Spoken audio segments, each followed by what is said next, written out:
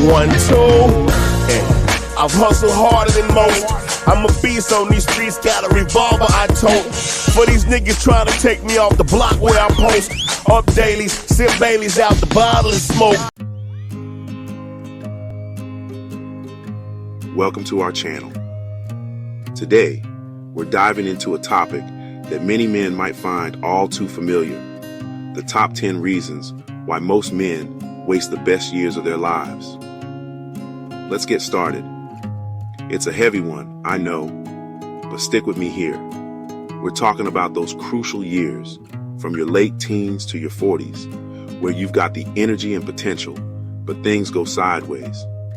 It's like you're a high-performance machine, but stuck in first gear. This isn't about pointing fingers. It's about shining a light on common pitfalls. We see it all the time. Guys with incredible talent, big dreams, and then, poof, years go by. It's a conversation we need to have. So, we're going to break down 10 of the biggest reasons this happens. Think of this as a field guide to navigating your potential. Some of this might hit close to home, some of it might be a wake-up call. Because those best years, they're about what you do with that time. Let's get into it. All right, first up, and this is a big one. Man, following conventional rules without question. We're talking about blindly walking down paths that society, or your parents, or whoever, laid out for you. Go to school, get the right degree, climb the corporate ladder, get married by a certain age, buy the house with the white picket fence. You know the script. It's like we're handed this instruction manual for life at birth, and a lot of guys just follow it page by page, never stopping to ask, wait a minute, is this actually what I want? Does this resonate with who I am deep down? It's insidious because it often feels like the safe route, the responsible thing to do. And look, some of those traditional milestones can be great. They're chosen consciously. Next on the list, and this one is an absolute energy black hole, is getting caught up in drama and distractions. Think about how much time and mental bandwidth gets incinerated in pointless arguments and toxic dynamics. It's like quicksand. The more you engage, the deeper you sink. Your real goals gather dust while you get sucked in. Fear of commitment or chronic indecision is a silent dream killer. Some guys spend years in limbo, terrified of making the wrong choice. Whether it's a relationship, career, or where to live, they hover, paralyzed by fear. The paradox of choice overwhelms them. Instead of feeling empowered, they freeze. Indecision is a decision to stay stuck. Life just happens to them. Fear of mistakes is more damaging than making them. Chapter 4, the siren song of now. Pursuing short-term pleasures over long-term goals. Ah, the allure of instant gratification. Especially when you're young and feel like you have all the time in the world. Consistently choosing short-term pleasures over long-term goals. It's the easy dopamine hit. Partying, gaming, substance use.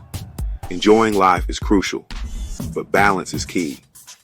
Don't let momentary highs derail your future. Neglecting health, education, finances, and relationships can cost you. Chapter 5. The waiting game. Not taking responsibility for their own happiness. This one is subtle, but incredibly pervasive. Not taking responsibility for their own happiness. It's the mindset of waiting for external circumstances or other people to make you happy. I'll be happy when I get that promotion. I'll be happy when I find the perfect partner. I'll be happy when X, Y, or Z happens. It's an outsourced approach to well-being, and it's a recipe for chronic dissatisfaction and wasted years, because you're essentially giving away your power. Think about it. If your happiness depends on things outside of your direct control, the economy, other people's opinions, luck, then you're always going to be at the mercy of those things. Chapter 6. The Comfort Coffin. Staying in unfulfilling relationships or jobs. This is a classic trap, man. Staying in unfulfilling relationships or soul-crushing jobs long after you know, deep down, that they're not right for you. It's the devil, syndrome. The current situation might be draining, uninspiring, or even toxic, but the thought of change, of stepping into the unknown, is even scarier. So, guys just stay. They settle. And years, sometimes decades, can evaporate while they're stuck in a holding pattern of quiet desperation. In relationships, it might be staying with someone out of habit, or fear of being alone, or because of shared history.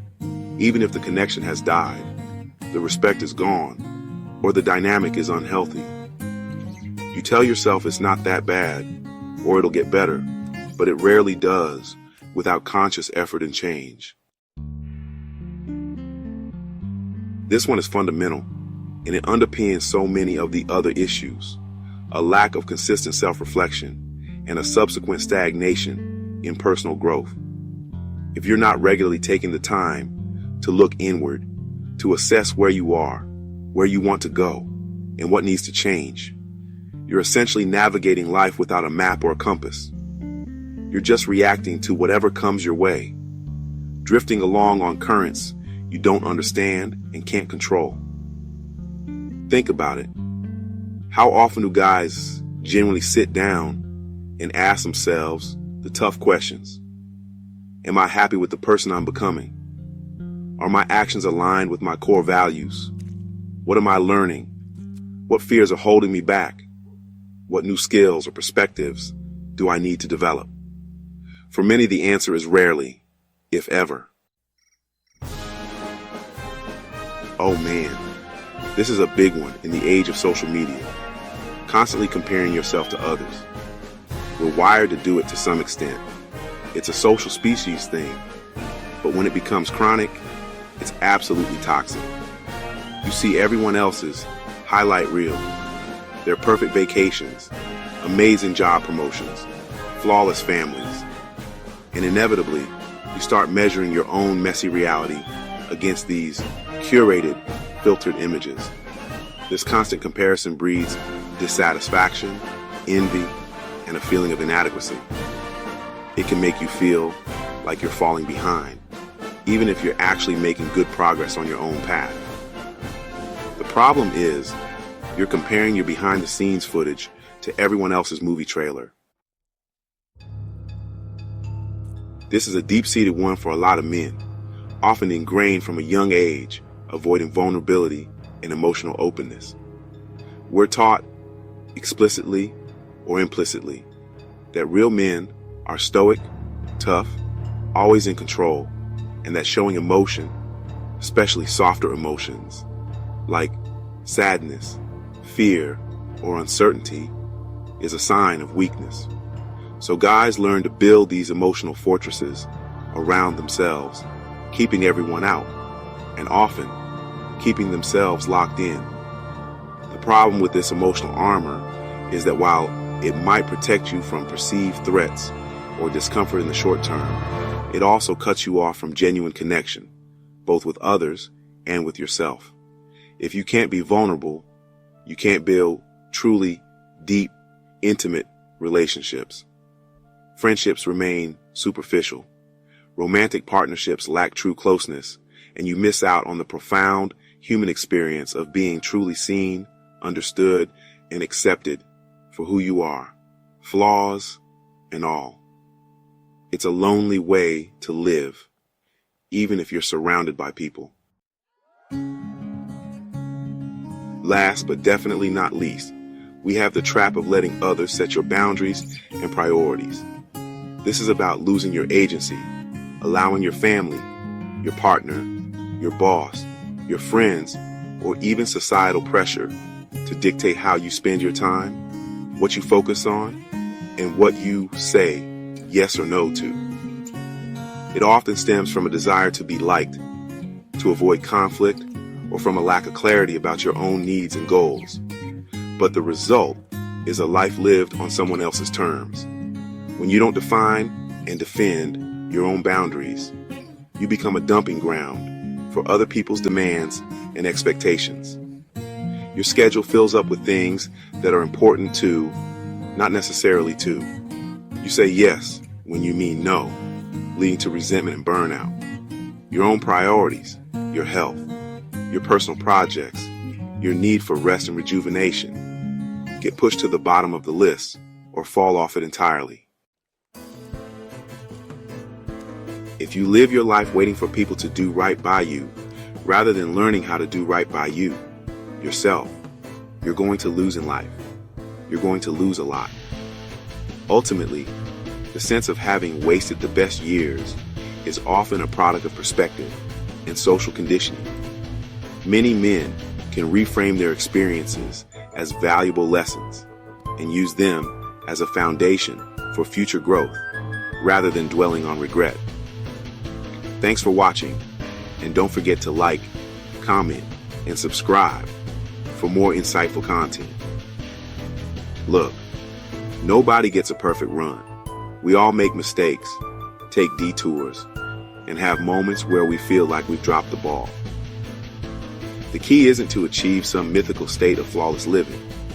It's about awareness, learning, and course correction. These 10 points we've talked about, they're not indictments, they're signposts. They're opportunities to look at your own life and ask, is this serving me? Am I truly living in a way that aligns with who I want to be? It's never too late to make a change, to reclaim your time and your energy,